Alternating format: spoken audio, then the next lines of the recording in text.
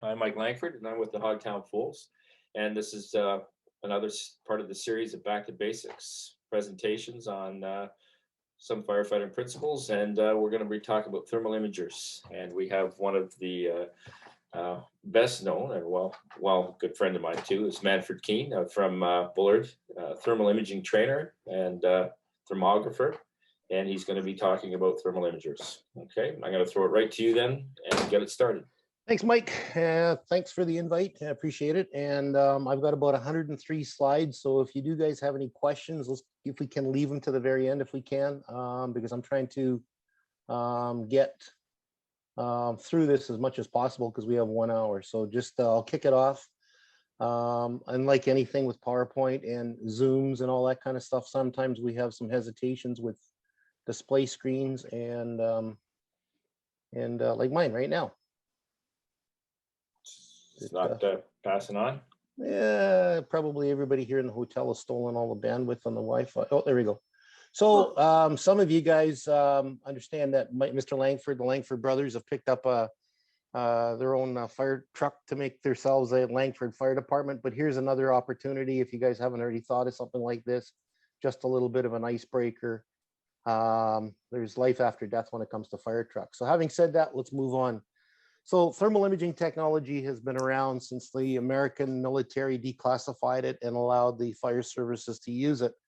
And there's still that mindset out there that thermal imagers, we don't use them on every call. And I challenge as we go through this, that you can use a thermal imager on every call. Just think outside the box. And it's like what he says here, not sure how to use it, but it's sure cool having it.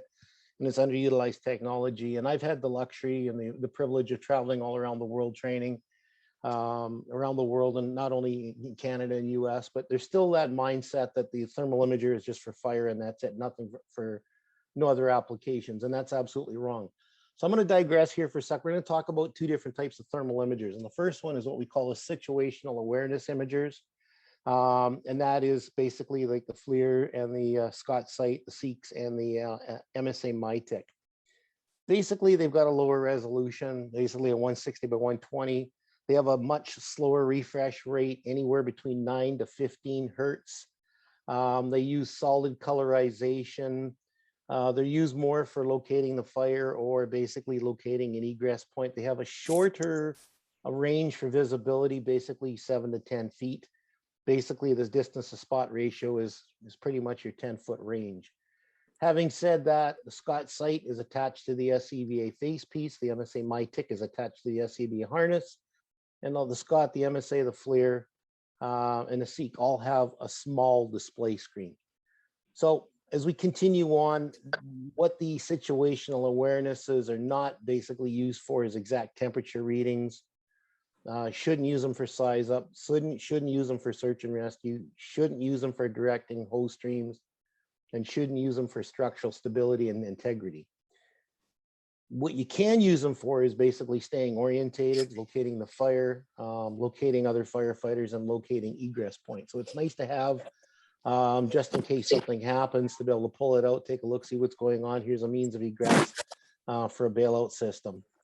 Your larger decision making, and that's again the MSAs, the larger Scotts, draggers, the Bullards, and getting into the other guys here, getting into, oh, so I got a brain fart here for a second, the Argus. There we go. Had to think about that for a second.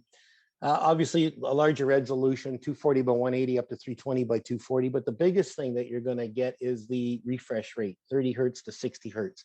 60 hertz is the fastest that you've got on the market. It has a much wider field of view.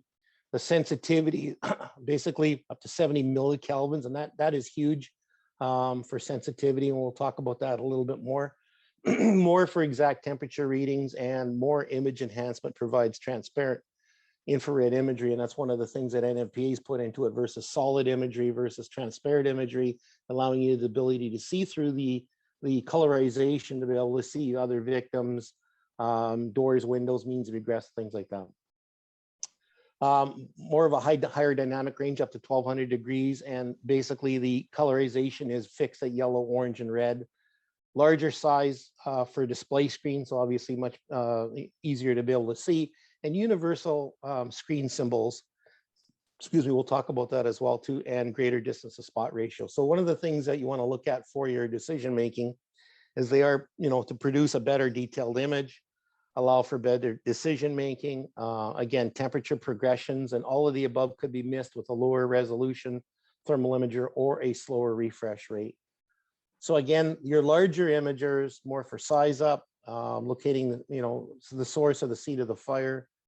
Basically, search and rescue, identifying potential victim locations, fire attack, identify severity, overhaul, structural stability, integrity, your smells and bells calls.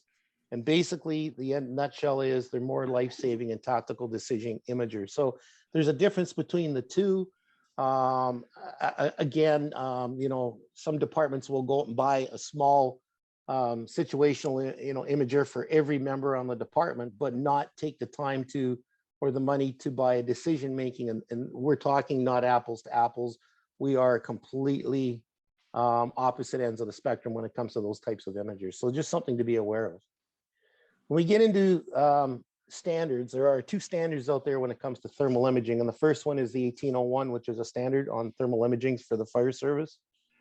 The second one is the 1408, the standard for training, fire service personnel and operation, care, use, maintenance of thermal imagers. And the sad part is I will see, and I have seen many times in the past, where a department will insist that it has to be an NFPA imager that they purchase, but they don't bother to follow the 1408 for training.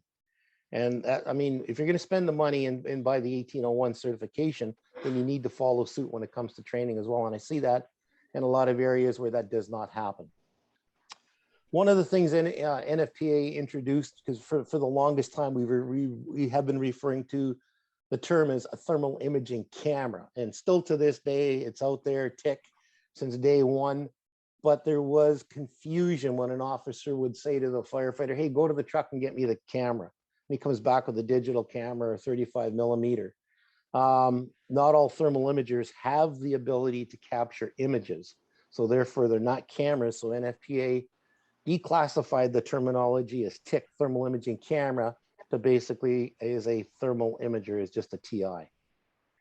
There's two different types of imagers when it comes to NFPA. So the NFPA version versus the non-NFPA. So NFPA standard for thermal imagers. So again, what NFPA puts into it is the durability, the in-screen symbology. They standardize in the colorization of yellow, orange, and red. And has a green power up button. So these two imagers here, I'm just going to throw this out from Bullard. Both of them are brother and sister. The difference is this is the NFPA because it's got the green power up button. This one here is not NFPA. It's got a gray power up button. So basically you can have imagers that look the same. It's just that the green power up button will set it apart, and the in-screen symbology will dictate whether it's an NFPA or non-NFPA imager. The in-screen NFPA symbology basically has a digital relative heat indicator number plus a sliding bar scale for the relative heat indicator plus a heat color reference bar. You'll have your battery indicator in the center part of the display screen.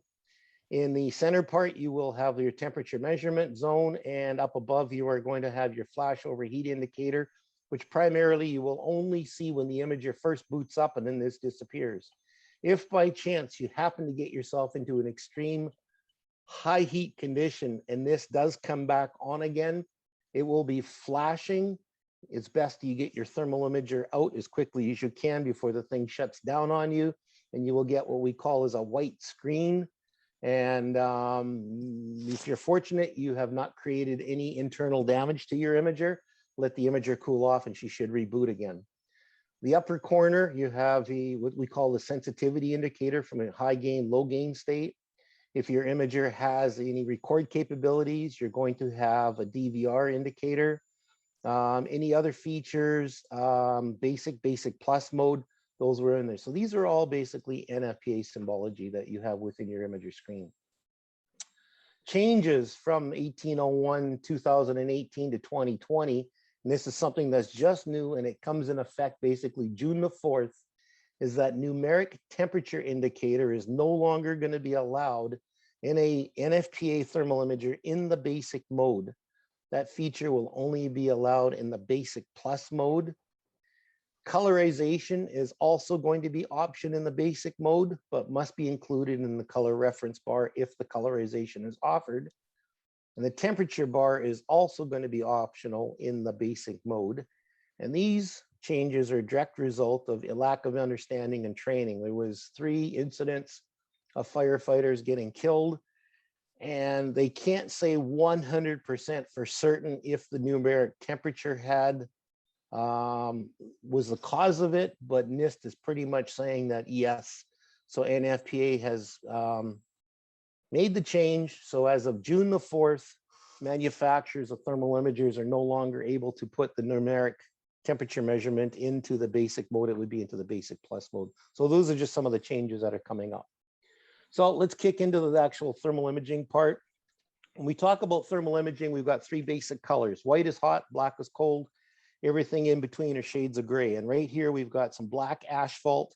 Basically, we're looking at about 104 degrees. And over here, we've got a nice bucket of iced tea, and we're basically looking at 57 degrees. So white is hot, black is cold, everything in between are shades of gray. And all thermal imagers will give you that black and white grayscale. And 95% of the time, that's what you're going to be in, will be in black and white grayscale. Your imagers, depending on who you've got, will provide you with colorization, yellow, orange, and red. Some manufacturers have some different color palettes that they can put in to give you some different shades of colorization.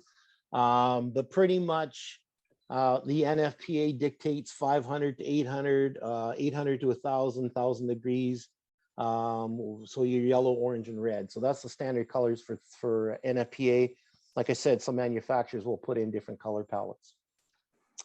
Thermal imagers have a shutter inside. Now, again, like a camera, like a 35 millimeter, I look through the viewfinder and I press the button and the shutter opens and closes and it captures the image. A thermal imager also has a shutter inside, but what happens is the shutter is in the open position, and every 30 to 180 seconds, it will close and open again. And what it does is it refreshes itself to give you the clearest imagery at all times. So it's matter. So if you hear a little click, click, and your little picture freeze frames for a second, that's the shutter that fires off within the imager. Okay. Your temperature measurement, relative heat indicator. Again, the thermal imager cannot give you, can't walk into a room and go, oh my God, this room is 600 degrees. The imager can't do it. What it is a relative surface temperature that the imager is going to pick up. So wherever my little square box or my crosshairs that are in the center of the screen, whatever I'm pointed at, be it the wall, be it the floor, be it the ceiling, that's the temperature the imager is going to give you. And it's a relative surface temperature. And a majority of the imagers will give you a distance to spot ratio of 0.35 inches at 10 feet. So obviously, further out you go, larger our target's going to be. We can't pick up any gases, flames, anything like that. We don't pick up temperature. Again, it's solids or liquids that we pick up. We get into 2 gain states within your imager, high gain versus low gain. So the picture on the left-hand side, we are in high gain. So when the imager first turns on, you're in the high gain state. We notice the clarity of the firefighter, and we can see a little bit of heat coming out of this doorway. If we look at the picture on the right-hand side, we can see the little green box with the little green triangle. The imager has shuttered, and the magic number is 300 degrees on all the imagers. And that's basically indicating now we've gone from high gain to low gain state. Now, what happens is the imager starts to lose some sensitivity when we get into low gain. If you notice the color of the firefighter, he's not as bright, starting to pick up more heat from the fire coming out. Now, as we do this here, we can see, again, we are in the high gain state and we are in the low gain state. We are not as bright, we are brighter here. When we kick it into a video, here we are in the low gain, picking up heat from here. And as we can pan over to the firefighter, we kick into the high gain. Now we're back into the low gain again. Now, the reason why the imager does this, it's just like having a camera. It's a bright sunny day. And what happens is the aperture within the camera dials down so that it allows less light to go in so you do not overexpose your film. Whereas you're in a darker setting, what happens then, it opens up to allow more light to come in. So the shutter, again, at the 300 degree mark will trigger between high gain to low gain to allow less heat in so it doesn't damage the core. All right, so that's the difference between high gain and low gain. Now, if you happen to get into a scene and you're searching for a victim and you are in a higher heat condition, and of course you're scanning around, looking up at the ceiling and things like that, monitoring what's happening over your head, take the imager and basically trick the imager, take it, point it down towards the floor, let it reshutter to the high gain state from low gain, because where's your victim going to be found? He's not going to be found up on the ceiling level. He's going to be on the floor. So keep the imager in high gain state as long as possible that you can, so you have that better visibility. Okay.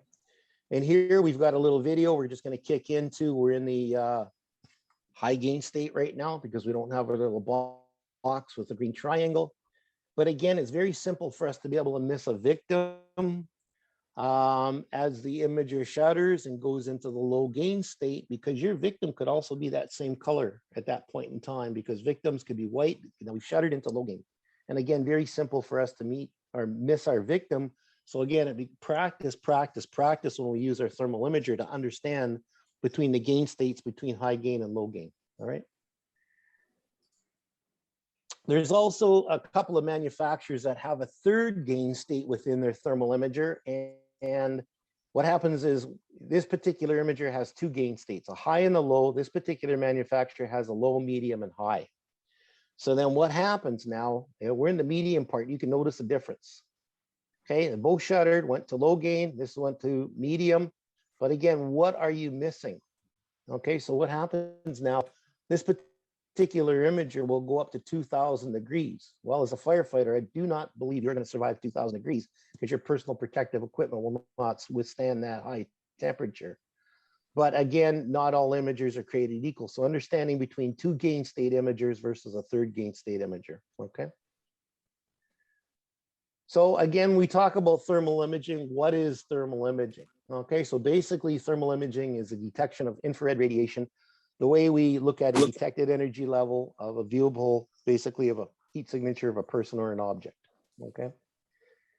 From there, we talk about, it's part of the electromagnetic spectrum. So again, the only thing that the thermal imager detects is heat, not light, not sound, anything else, only heat is what the imager detects. So here's where we are on that electromagnetic spectrum. Here's our gamma rays, a very, very narrow bandwidth. We start to widen out here. Again, we get into our X-ray area, ultraviolet, and here's where we are to the visible eye, for the naked eye. All right, and then here's our infrared, much, much longer wavelength. So as firefighters, we're tasked to go into buildings, obviously smoke, and you can't see the hand in front of your face because the smoke is that thick. So, you know, powers to be, go out and buy flashlights. We got them on our helmets, we got them on our bunker coats, but how far through smoke do these lights penetrate? Because the carbon particles of the smoke block existing visible light, no different than you driving down the roadway and all of a sudden it starts to rain really heavy, or we got some fog, or we've got some snow. The first instinct is to hit your high beams. Do you have the ability to see any better? High beams in that condition? No, you don't. It basically reflects back at you. So with the infrared, because it is a much longer wavelength, gives you the ability to penetrate right through smoke. We get our visibility back again. There becomes a challenge sometimes when you kind of become a little, what do you want to call, overconfident in your abilities, because if you can't see, you are down on your hands and knees and you are crawling around in the vast unknown. But with that thermal imager, gives you the ability to be able to see what you're doing. And we tend to take some shortcuts. We will stand up and we'll walk around. Again, remember that the thermal imager is strictly a tool, which is man-made, battery operated, and it's electronic, a piece of equipment, and it can fail on you. So again, relying on it 100% of the time is not a smart thing to do. It's a fantastic tool to use, but if you rely on it and you don't check the floor in front of you, and you don't check up above your head, and you don't look around you or the surroundings for doors and windows for means of egress, and all of a sudden that imager, the battery goes dead. Now what are you gonna do? Because I relied on the imager, I didn't use my basic techniques in firefighting, I have no idea where I am. So again, remember, it is a very valuable tool, but respect it. Now, where does infrared come from? We're gonna break this down into a couple of categories with molecular activity. The first we're going to talk about is passive emitters. We're basically inanimate objects. So I guarantee you, every one of you people that are on this Zoom session this evening, sitting in a chair, chairs, tables, desks, furniture are all inanimate objects. Can an inanimate object give off heat?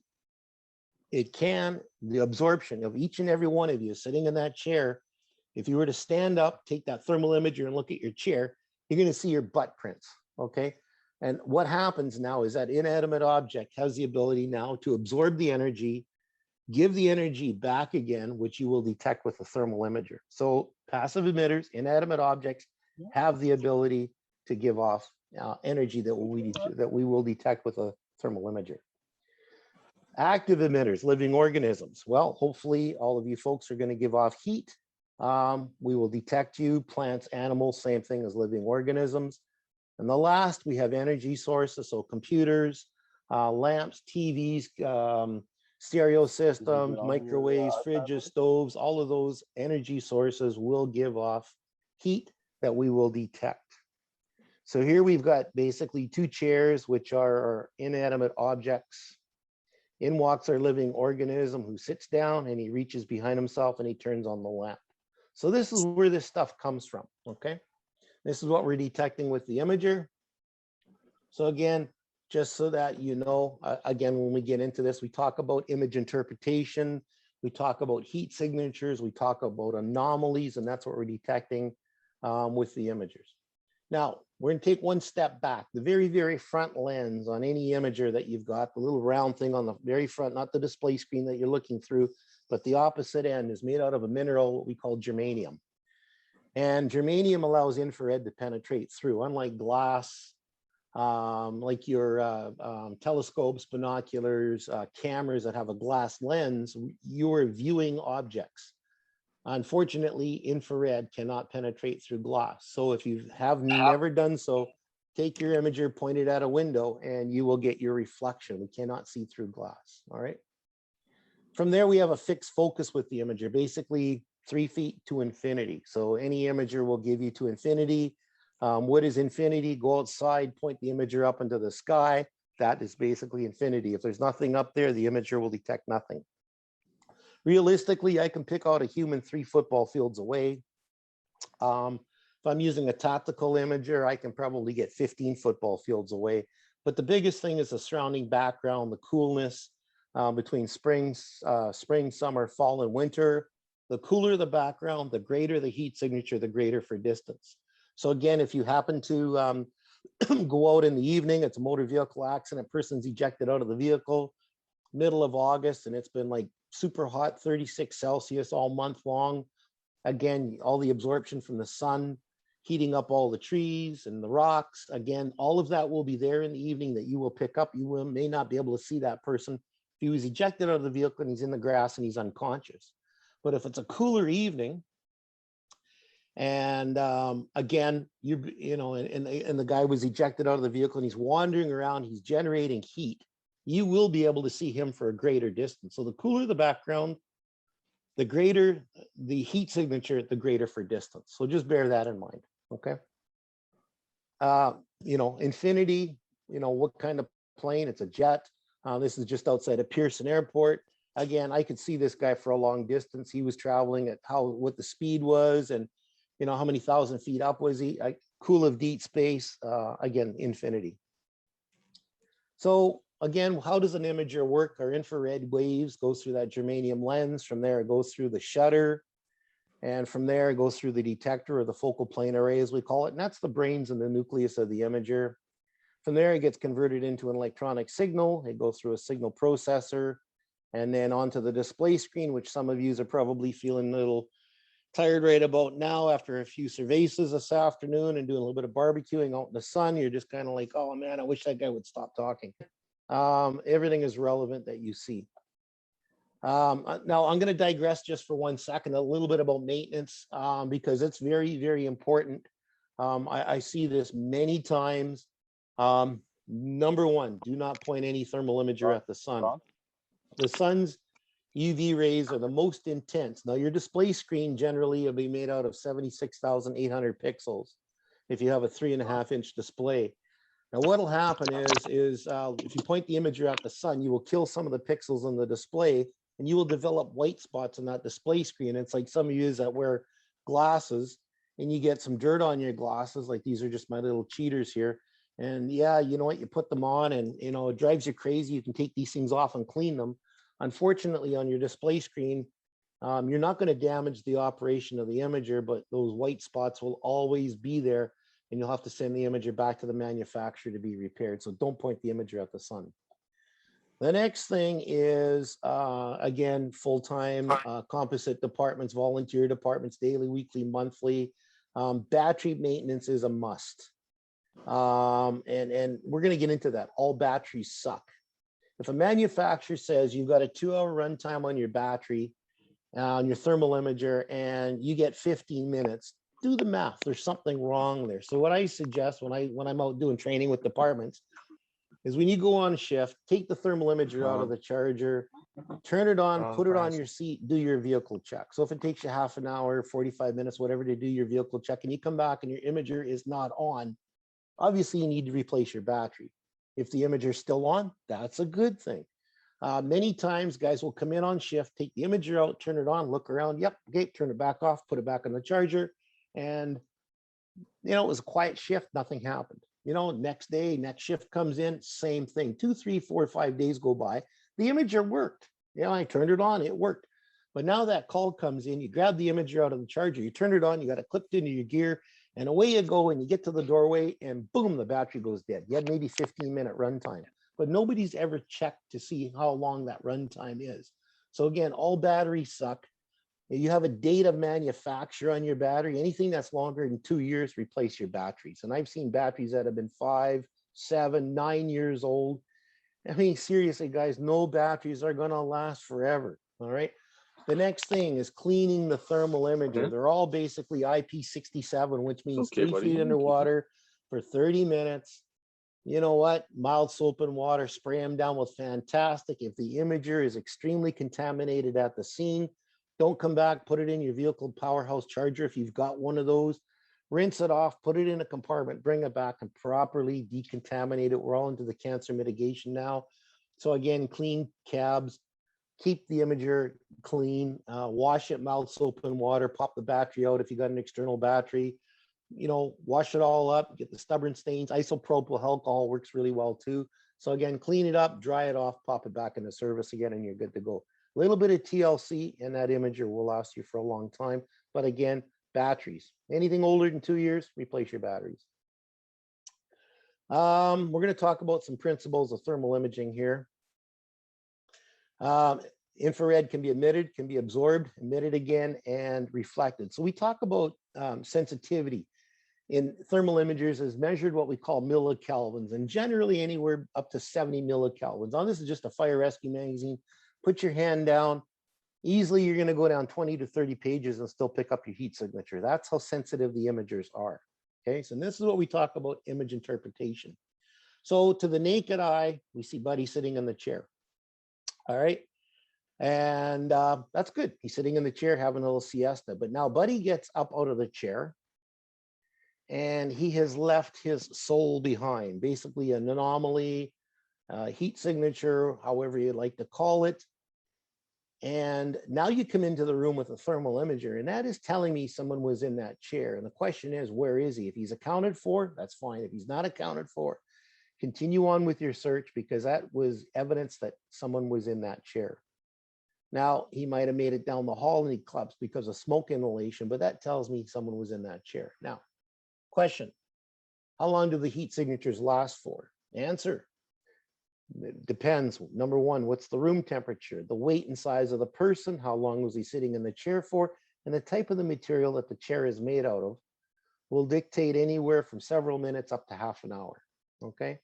So again, up to half an hour, again, it's something you can try in the firehouse, a little experiment, sit down, you know, after dinner, watching a hockey game or something, get up, you know, a little bit of in-house training with your thermal imager, see how long your heat signatures are going to last for. But you will recognize this the next time you guys go on a call and you see this butt print in a chair, you know that there was someone sitting in that chair. Now, this is a typical office setting. We've got some fluorescent lights, we've got some air conditioning, we've got some office furniture.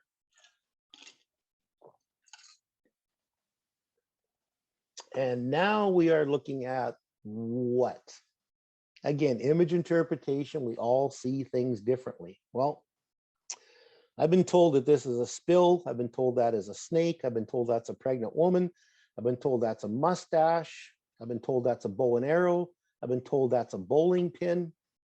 But realistically, the fact is there was someone laying on the chair or laying on the floor, pardon me. The biggest thing is detection, recognition, identification. If we detect something, we cannot recognize it, we cannot identify it, we need to investigate because the thermal imager is giving us something. You, the operator, the end user on the imager needs to make the determination what it is you need to investigate. All right. King Queen seats on a motorcycle. You guys roll in on scene to a motor vehicle incident. There's a motorcycle laying there and there's Buddy laying on the road and he's unconscious, and your first is to tend to the guy that's on the road. I'd grab the thermal imager and go over and take a look at the bike and take a look and say, hey, there was another heat signature in the back seat. Where's the other person? Where's the passenger? People arrived on scene. They didn't see where the passenger went that way into the ditch and Buddy's laying on the roadway. This tells me there were two people. Someone was on the couch, on the sofa, and this was on the driver's seat of a vehicle, of a pickup truck. Okay. Now, limitations. Thermal imagers are great, but we do have some limitations, and the limitations are any shiny, glossy surface, glass, mirrors, stainless steel appliances, gloss paints, gloss wallpapers, shiny linoleum floors, shiny hardwood floors, big screen TVs. You're in the firehouse and you got those dry, white dry erase boards.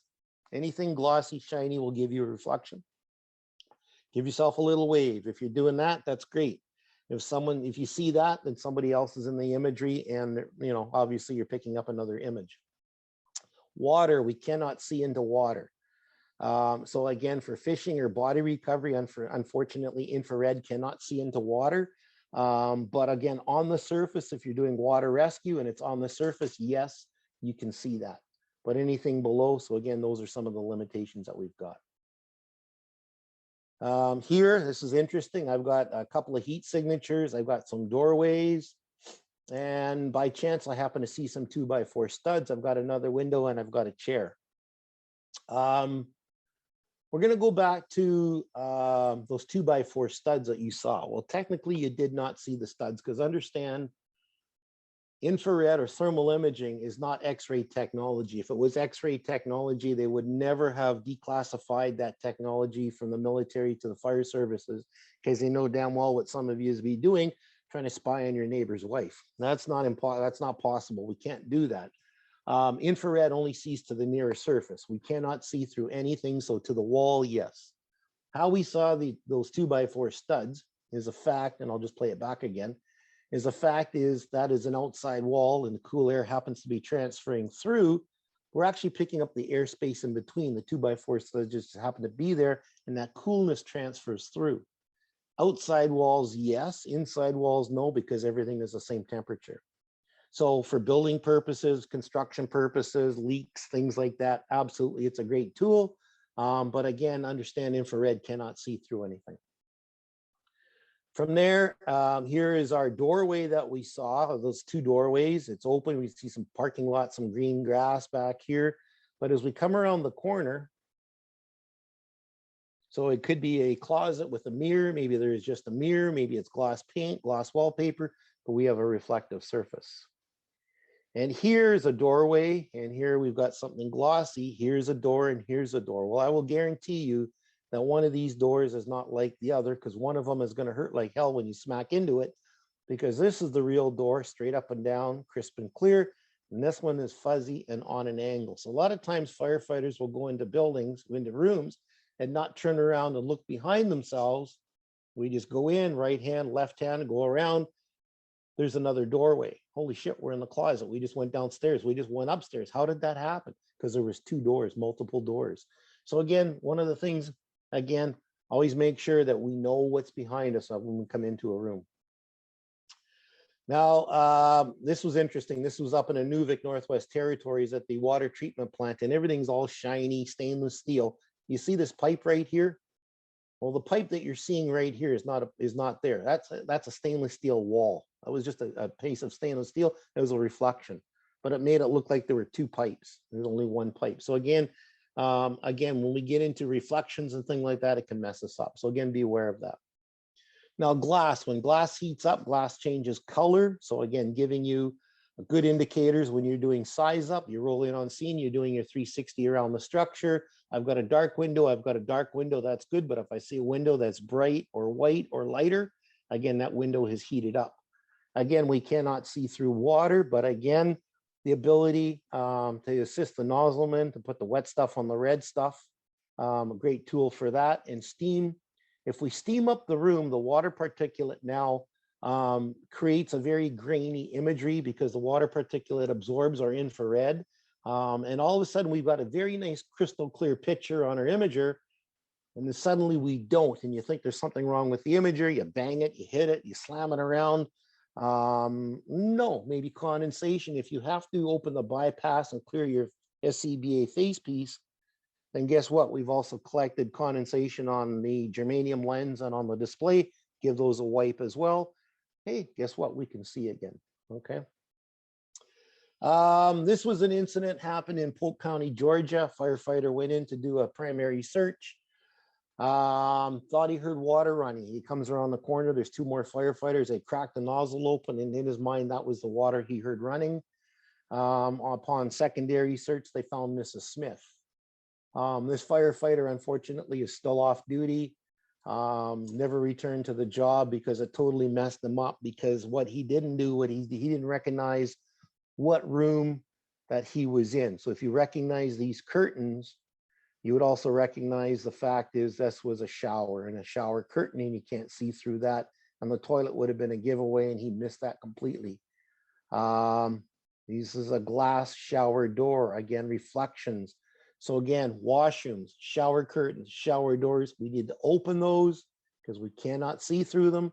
And people will seek refuge. If the house is on fire and they're trapped, they will go into the washroom, close the door, put a towel down so the smoke doesn't get in, get into the shower, close the curtain, turn the water on, and wait for you guys to get there. So again, remember, leave no person behind, open those shower curtains and open those shower doors. Just take a quick peek. Nobody in there. Okay, move on. Conduction, convection, radiation, you guys know that, but we're going to talk about some convective currents here. Again, this is what you're seeing with the thermal imager when you look up, and this is what we call following the flow path, leading us directly to the scene of the fire. There's a couple things we're looking at here. The direction, that thermal layering, we can see where we do not want to stand up and we want to stay low. We can see the direction of taking us right to the seat of the fire. So again, the ability to see that with that thermal imager makes a huge difference. This is what we call the white hat syndrome. These two guys are standing up, wearing black or red or yellow helmets, and these guys, again, these guys are kneeling down. Now, these guys are absorbing way more heat energy than these guys are here. And again, for rehabilitative purposes, when these guys come out, your safety officer, your accountability officer has got a thermal imager that he gives you guys a quick once over, helmet, chest area. Yeah, you guys are good. You guys are glowing. You guys strip down, go to rehab because you guys have absorbed way, way too much heat energy, because obviously these guys were standing up versus these guys kneeling down. Again, areas like this, when, with a thermal, you're always looking up over your head to see the conditions. When the paint starts to blister above your head, and, you're not really aware of what's going on, that heat starts to come down. The highest part of your body as a firefighter is obviously your head, would be your helmet. So that obviously that heat's going to take into it, it starts to absorb into your gear. Again, for rehab purposes, and we'll throw this question out if you guys know what your PPE is rated for, but not this guy, the second guy that comes out of here. Look at the colorization on him. Now, again, we can turn around and just let me throw it back here again just for a second. Again, one of the things, you come out of there and the guy says, I'm burning up, hose me down. You guys hit him with a fog. You're going to lobster fry him, or you come up and give him a slap on the shoulder. Hey, wow, that was a hot one, eh? You're gonna hurt them. I mean, seriously, you're gonna burn them. So again, your protective gear is only rated for so much. So basically, your helmet's 500 degrees for 5 minutes. Polycarbonate of your SCBA face piece is rated basically 290 to 446. Your no mix hoods are 572. Brand new gear out of the box, brand new, never been laundered. 17.5 seconds of protection. Again, for flashover. Every time you launder your gear, you lose some of that. So again, you're not going to have 17.5 seconds. So again, some of the older firefighters that have been around for many, many, many years realize the gear back in the days where you had the 3/4 high rubber boots and the patch coat and, you know, the helmet that basically felt like it was from Fisher Price, and, you know, the mitts didn't have balaclavas. That was 100 years ago. You felt the heat, you were down on the floor. But today, the gear manufacturers are putting so much protection, thermal protection in your gear, that younger firefighters are thinking they've got kryptonite, they're Superman, and they spring into action, and we get in deeper, and we get in deeper, and we get in deeper. But you know what? That's where that thermal imager is going to say, whoa, whoa, whoa, whoa, whoa, hang on a second here. What the frick are you doing? Look over your head, watch the conditions, see what's happening here. Get the frick out, stay low, stay cool.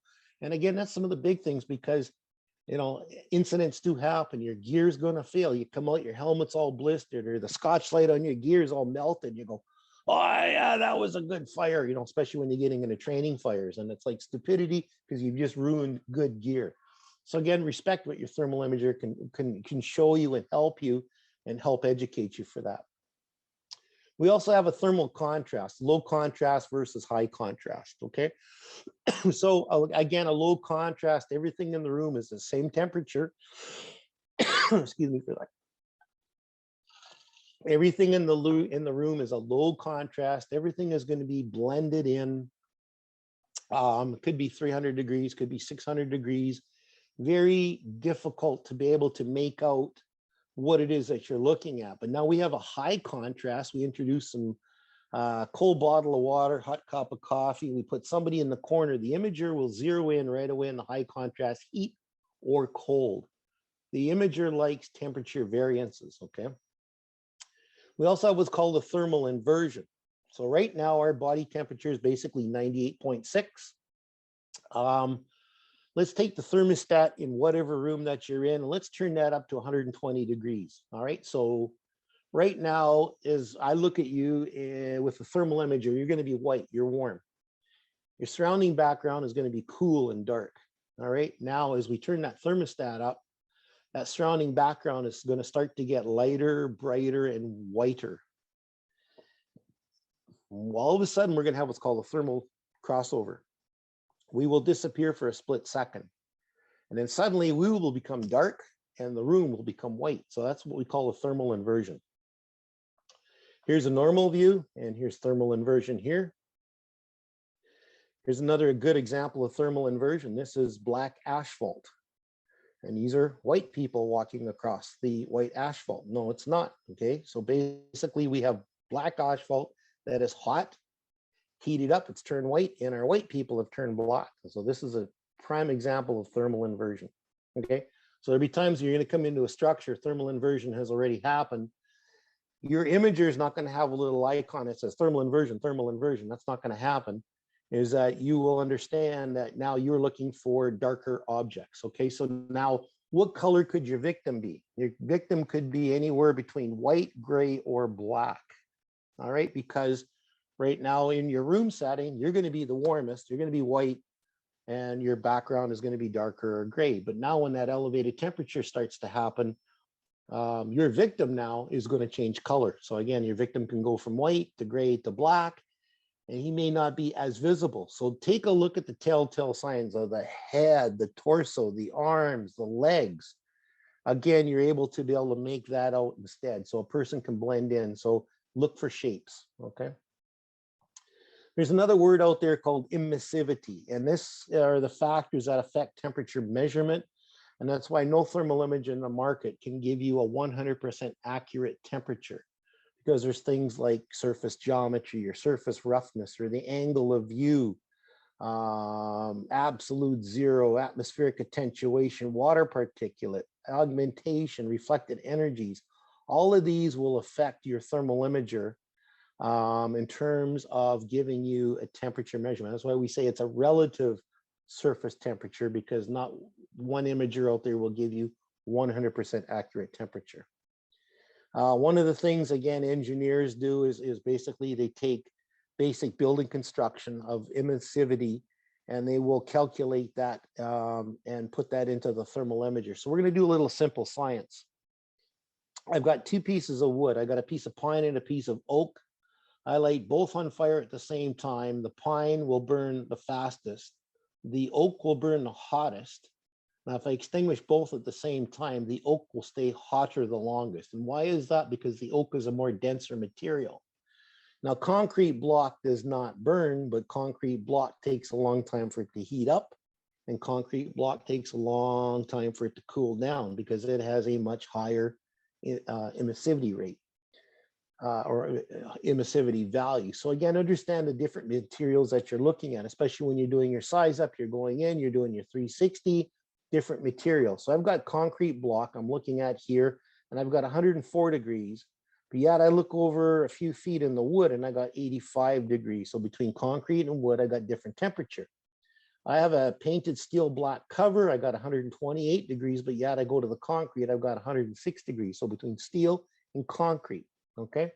So again, things to take into consideration when you are doing your size up is we have to take into effect things, solar loading created by the sun, which we have no control over. So when you're going in to do your size up, again, okay, number one, okay, the roof. What's the roof material made out of? Okay, the roof has got asphalt shingles. Anything that comes out of a mixer, asphalt concrete has an extremely high emissivity value. So I've got asphalt shingles, or I've got a metal roof. The metal roof is colder because it's a reflective, and again, it's reflecting that heat away. So I'm going to have a cooler temperature on the roof because it's a metal roof versus I got cedar shakes, it's wood. So again, you don't know what you're looking at. So again, you start looking at it, you take with a naked eye with a thermal imager. Oh, it's a bright sunny day. The sun is beating down on the roof on this side of the house, but yet on the far side of the house, it's much cooler. So do I have a problem in the attic because it's a fire? No, I don't think so, because it's a bright sunny day. So again, these are things we need to take into consideration. And again, practice, practice, practice makes for perfection.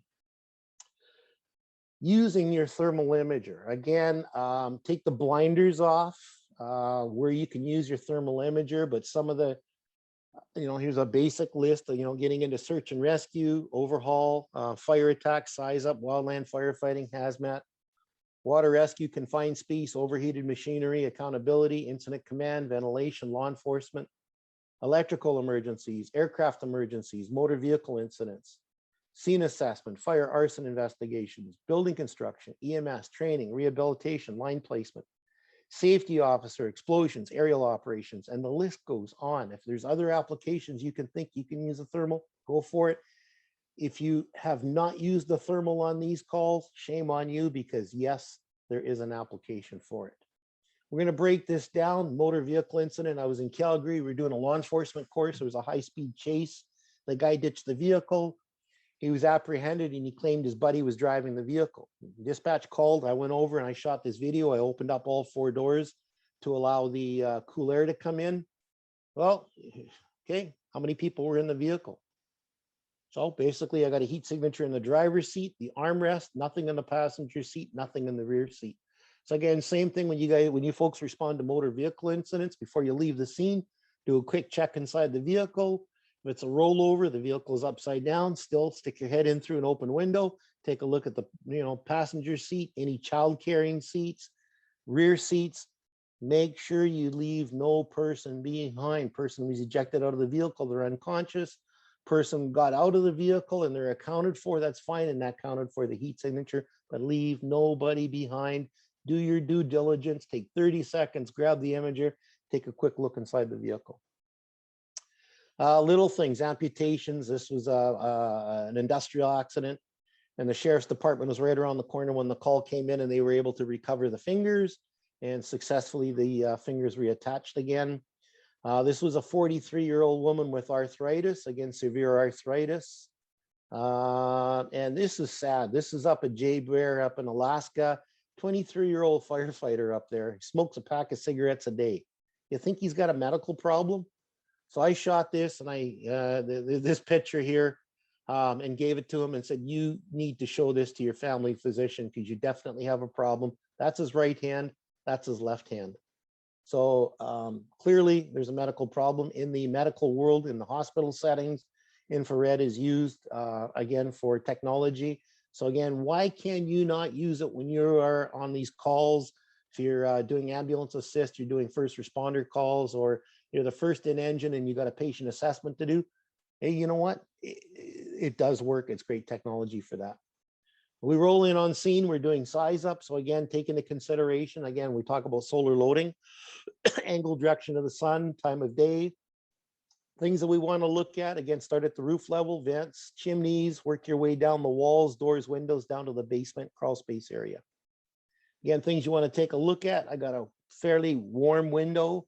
Is it because of the sun? Again, these are all things you want to take into consideration. Look at your relative heat indicator. Again, remember, glass reflects back as well too, so take that into consideration. Roof level, work your way down, all the way down to your basement crawl space area, okay? From there, size up, again, you're taking a look to see, again, roof level, see where your hot areas are. And this particular imager has what's called electronic thermal throttle in it, so it puts a colorization of blue. So again, it just accentuates the warmest area, okay? So again, use whatever your imager has got for features, functions, options on it to get your maximum use out of the imager to be able to do that when you're doing your size up. Some of the basics, okay, dang, the tick stopped working. What? Oh no, okay, everybody stay calm. Remember, you know, how to do your basic search, anyone, hello, because sometimes we forget some of the basics now that we've got, you know, technology of a thermal imager on board. There's a little thing out there called the black hole. Now, black hole could be anything from Mr. Langford's putting a hot tub in his basement. He's got a hole cut in the floor and he's waiting for the contractor to come because of COVID. He's unable to make it right now. So Mike's got this big hole in the floor in the basement, but that cool air is coming up. And if you stand back and look at that with an imager, that looks like a black hole, or pour some cold water on the floor and that looks like a black hole too. So I've got a black hole here and it kind of gets a little bit brighter, gets a little bit brighter, and it gets a little bit brighter. And that black hole was actually the fact of a cold basement floor. And Buddy was looking straight ahead. Not once did he look down. And there's a set of stairs that he would not have seen, and that would have hurt like hell when he would have slammed his ass down onto that concrete floor. So again, with the thermal imagers, we need to look down, especially if you have, you know, not visibility is not that bad. You will tend to get up and walk. You'll tend to take a bit of a shortcut. Again, low contrast versus high contrast. We have a low contrast scene here. How can you change that? Open your nozzle. Straight stream, boom, hit the ceiling, shut it off. Listen to that little sprinkler effect. You can hear the sound, what's going on. In this particular case, there's a set of stairs. So again, low contrast versus high contrast. And one of the tools that you've got is that hand line, again, to change that contrast, again, to make it safer for you. We talk about transitional fire attack. One of the best things that are out there. And seriously, in some of my travels around the world, they look at me funny when I say, do you guys do or practice transitional fire attack? And they're like, what? And you know what? Seriously, you watch what happens, how quickly that temperature drops within seconds. Make your initial entrance, get in, knock the fire down. Transitional fire attack does work. So if something is not something that your department does not practice, something you may want to consider because it does work very well. Ventilation, obviously, we're getting up on the roof and we want to, you know, do some venting. Again, structural integrity, is the roof safe for us to be up there? And we cut through, and are we over the seat of the fire? This was a pulp mill in BC, and what they do is they take all their logs and they chip them to what they call hog piles. So basically a mountain of wood chips. And they had a fire and they spent a week or so dumping millions of gallons of water. Does that fire look like it is out? Nope. And again, we could take this to be a landfill site. We could take this to be a peat bog, so it's burning underground. So again, there's a couple things that we can use for, again, outside environment using that thermal imager. Remember the Lac-Mégantic train derailment? Again, being able to see to make sure that the fire was extinguished. They could see where the hot spots were to put their foam. again, industrial incidents, things like that. Hazmat, again, we get into propane level in that tank, propane level here. Other information the imager's been giving me is the vehicles have recently been driven with the amount of heat on the engine compartments or the tires.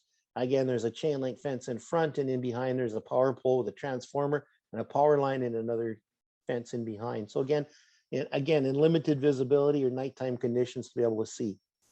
Water rescue, absolutely. This was a nighttime exercise that we were working on, and this guy jumped in, and again, the ability, yes, he goes below the surface. We can't see him. Back up he goes again. We had no lights. This was all infrared. It was all thermal imagers, but the information that you could see was amazing, because you could see along the shoreline. You could see the where the trees were, all the bulrushes, a lot of information. So if you're tasked with doing a water rescue call at nighttime, and perhaps you've got a marine unit and you do not have infrared on it, by all means, handhelds work extremely well. I was doing some work with the Coast Guard, and again, nighttime thermal imagers work fantastic. There's no point in discontinuing a search because of darkness. We'll come back the next day in daylight. No way, continue doing the search. Getting into flight safety, you've got a motor vehicle incident, you've got stars, you've got orange coming in. You're trying to establish a safe landing zone. So again, any power lines, debris, anything like that. So again, flight safety, another good application. Just to kind of finish up here very quickly, missing persons, doing searches, person ejected out of a motor vehicle incident, ended up into a tree, or again, person basically has succumbed to their injuries. The body cools, the body will start to decompose, the body will start to heat up again. And for, a day, a week, several weeks after, you'll still be able to detect something. So thermal imagers are a fantastic tool. So in conclusion, we're going to talk about some quick safety tips here. Again, the thermal imager, using it for identifying hazards, personal accountability, identifying emergency egress points if you need to bail out, and obviously to evaluate structural integrity. All right, so a couple things. You got to look at it, you got to interpret it. The imager can't do it for you. Thermal imagers are great tools, but again, it's practice. Again, I'm going to throw this out there. If you guys ever have any questions, please feel free to reach out to me at manfred_Kihn@bullard.com. Doesn't matter what kind of an imager you got. I'm here to help. So at that, I am going to stop the share. I am going to throw it out there for a few. Anybody have any questions? We've got a couple of minutes left before 9 o'clock, and we will conclude from that. I'll throw it over to Mike. Mr. Langford there, anything else? Mike, you're the host, so go for it, buddy. Thank you very much, Manfred. Now, if there's any questions, I didn't get too many in the chats. Let's have a look. Let's see. Not too much. Everybody says thanks. I don't know why, Manfred, but they're saying thank you. That's good. Suckers. Sunday night. Appreciate it. Thanks, guys.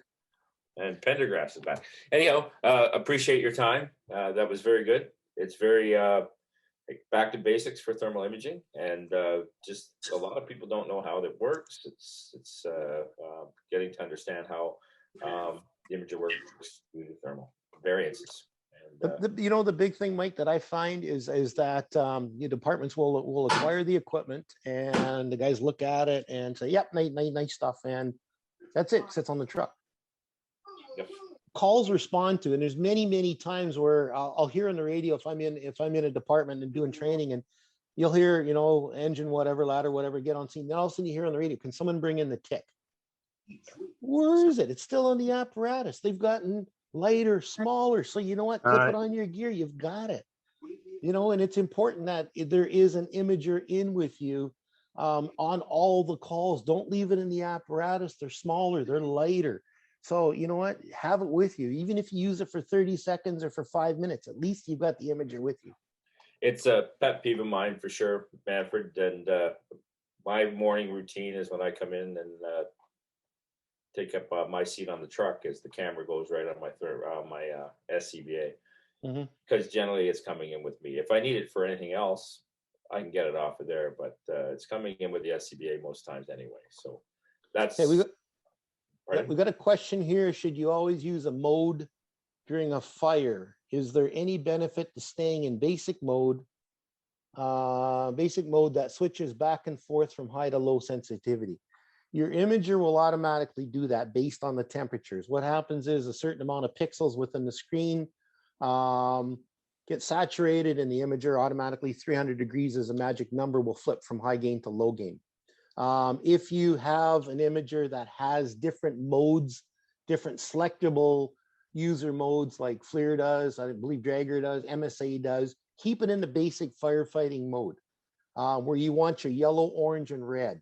Start throwing different colors and will confuse people because that's still like driving her down the road. You see a green light, you go, you see an amber light, you step on it, you see a red light, you stop, right? So again, keep it in the basic mode. Don't go through all these different functions because you don't have time. Turn the imager on, boom, go. Keep it simple. Keep it simple. Don't confuse it.